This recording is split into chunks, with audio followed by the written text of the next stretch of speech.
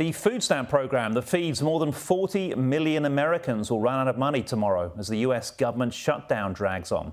And now a federal judge has ordered the Trump administration to tap into emergency funds.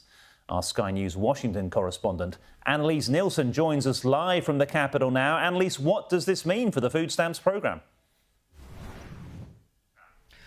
Well, look, this is a tricky one to navigate. We're already in week 5 of the US government shutdown. It's about to become the longest US government shutdown in history, and this is going to be really the first thing that has the broadest impact across so many ordinary Americans, even those who don't work for the government.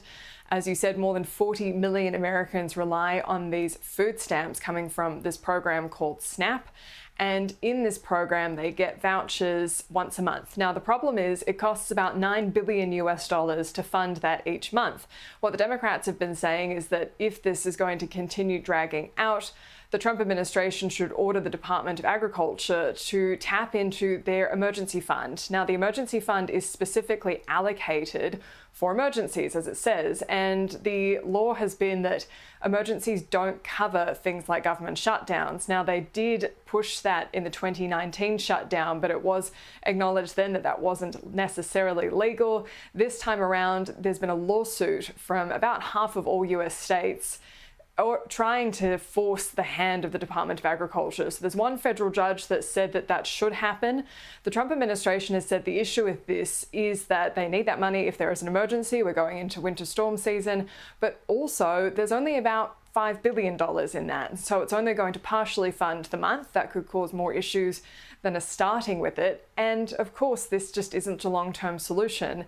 So what they've now said is that the Trump administration will have to respond to the federal court by Monday about what actions are being taken. But before that ruling was delivered by the federal court judge, Donald Trump had this to say.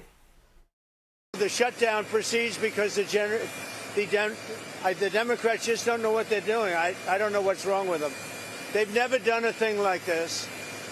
They've become crazed lunatics. All they have to do is say, let's go, let's open up our country, and everything snaps back into shape. Let them open up the country, and we'll meet. We'll meet very quickly.